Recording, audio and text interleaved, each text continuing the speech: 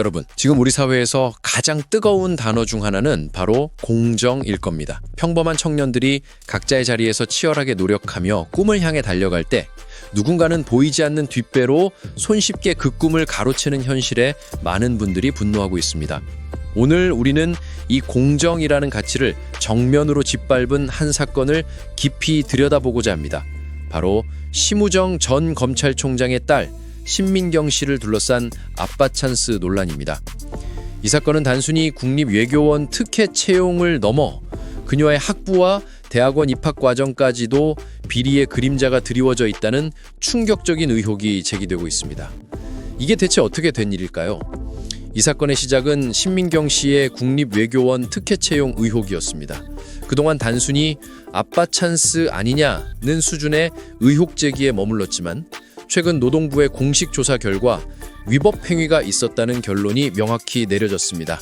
이는 더 이상 추측이나 정쟁이 아니라 국가기관이 인정한 불법 채용 사건이라는 의미입니다.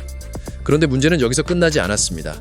이미 외교원 취업 과정에서 비리가 드러난 가운데 그녀가 거쳐온 대학교 입학과 대학원 입학 과정에서도 동일한 비리 정황이 포착됐다는 충격적인 소식이 전해진 겁니다.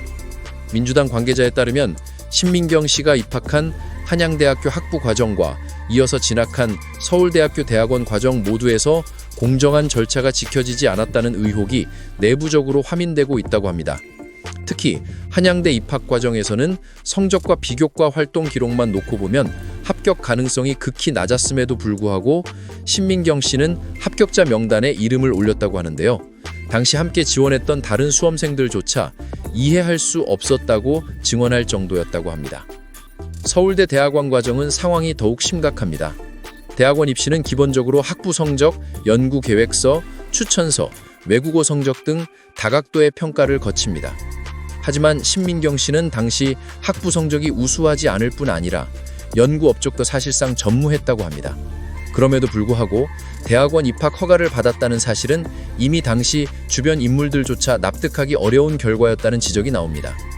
민주당 관계자는 이제 단순 의혹의 차원을 넘어 학부와 대학원 학위 취득 과정 전반에 불법과 특혜가 개입되었다는 점이 내부적으로 거의 확정적 분위기라며 신민경 씨의 학위 취소, 즉 고졸 신분으로 전락할 가능성까지 언급했습니다.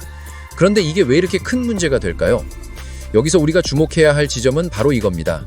이 사건은 단순히 개인의 성공을 위한 일탈이 아니라 우리 사회의 근간을 흔드는 권력형 비리이자 교육 불평등의 적나라한 단면이기 때문입니다. 첫째, 공정한 경쟁의 기회를 박탈당한 수많은 피해자들이 명확히 존재합니다.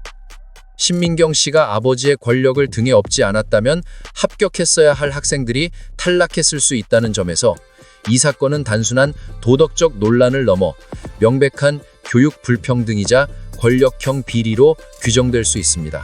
둘째, 국민의 세금으로 운영되는 공공기관인 외교부까지 조직적으로 아빠 찬스에 조력했다는 의혹이 강하게 제기됩니다. 한정혜 단장의 발언을 통해 국립외교원의 채용 과정에서 국민권익위원회의 공정채용 표준기준 업무 매뉴얼을 위반한 정황이 속속 드러났습니다. 특히 외교부는 석사학위 소지자로 자격 요건을 명시했음에도 불구하고 석사학위 취득 예정자였던 신민경 씨를 채용했습니다.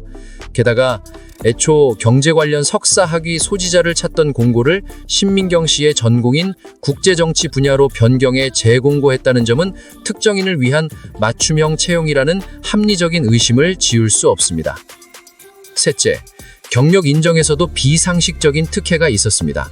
외교부는 국립외교원 근무 8개월이 전부인 신민경 씨의 실무 경력을 무급 채용형 인턴십이나 석사 연구생 활동까지 실무 경력으로 인정해 총 36개월로 부풀렸습니다. 심지어 경력 확인 절차에서 소득금액 증명이나 4대 보험 가입 이력 조회 등 필수적인 검증 과정을 제대로 거치지 않았다는 의혹도 제기됩니다. 이는 국민권익위원회가 명백한 채용 비리로 규정하는 행위입니다. 이 모든 과정은 권력이 어떻게 자녀에게 특혜의 비단길을 깔아주는지를 여실히 보여줍니다. 120만 구직 청년들에게는 어렵기만 한 채용 시장이 어떤 이에게는 아예 길을 만들어주거나 비단길이기만 하다는 한정혜 단장의 지적에 우리는 깊이 공감할 수밖에 없습니다. 오늘 이야기의 핵심은 바로 이겁니다. 심우정 전 검찰총장의 딸 신민경 씨를 둘러싼 아빠 찬스 의혹은 단순한 개인의 문제가 아니라 우리 사회의 공정과 정의를 위협하는 권력형 비리이자 구조적인 문제라는 점입니다. 평범한 청년들이 흘린 땀과 노력이 특정인의 권력 앞에서 무용지물이 되는 현실은 민주주의 사회에서 결코 용납될 수 없습니다. 우리는 이러한 불공정한 시스템과 권력 남용에 대해 끊임없이 감시하고 비판하며 모두에게 공정한 기회가 보장되는 사회를 만들기 위해 목소리를 높여야 합니다. 이 사건에 대한 철저한 진상규명과 책임자 처분은 물론 다시는 이런 일이 반복되지 않도록 투명하고 공정한 시스템을 구축하는 것이 시급합니다. 여러분은 이 문제에 대해서 어떻게 생각하시나요? 댓글로 여러분의 소중한 의견을 남겨주세요. 여러분의 의견이 모여 더 나은 사회를 만들 수 있습니다. 오늘 제가 준비한 소식은 여기까지입니다. 정치공장은 언제나 여러분과 함께 진실을 파헤치고 공정한 사회를 위해 나아가겠습니다. 오늘도 끝까지 시청해주셔서 진심으로 감사드립니다. 감사합니다. 여러분 안녕하십니까. 심우정 전 검찰총장이 내란 특검에 출석해 조사를 받고 있습니다.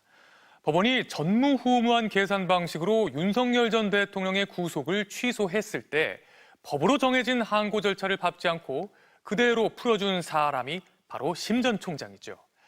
심 전 총장은 12.3 내란에 가담했다는 의혹도 받고 있는데요. 특검 사무실에 나가 있는 취재기자 연결해 조사 상황 알아보겠습니다. 차현진 기자, 지금 조사가 어떻게 진행되고 있습니까?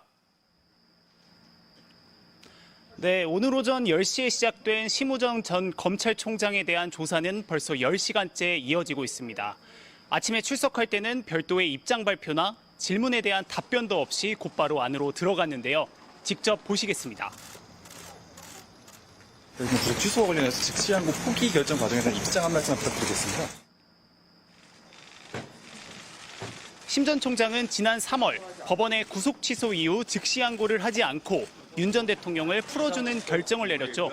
당시 수사팀의 반발에도 즉시 항고라는 방식에 위헌 소지가 있다는 주장을 내세웠는데요. 그러면서도 정작 석방 이후 항고를 하는 다른 방법은 선택하지 않았습니다.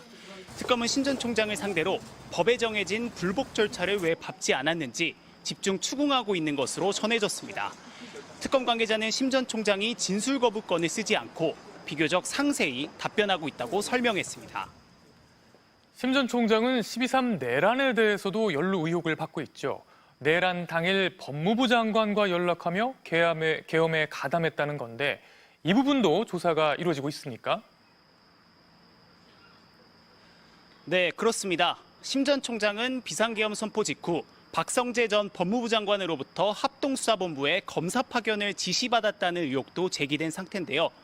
특검 관계자는 오늘 조사에서 고발된 모든 의혹을 물어볼 것이라면서 이 부분 역시 고발장이 접수된 상태라고 설명했습니다. 특히 심 전 총장은 계엄 선포 이후부터 이튿날 새벽까지 박 전 장관과 3차례 통화한 사실이 드러나 이미 압수수색도 받았습니다. 특검은 오늘 조사 내용을 바탕으로 심 전 총장의 윗선인 박성재 전 법무장관을 피의자 신분으로 불러 조사한다는 계획입니다. 한편 윤석열 전 대통령은 오늘 금요일 열리는 특검의 추가 기소 사건 첫 재판을 앞두고 보석을 신청했습니다. 윤 전 대통령 측은 방어권 보장과 건강상 이유를 들었는데 담당 재판부가 별도 신문을 거쳐 결정할 예정입니다. 지금까지 내란 특검에서 MBC 뉴스 차현진입니다.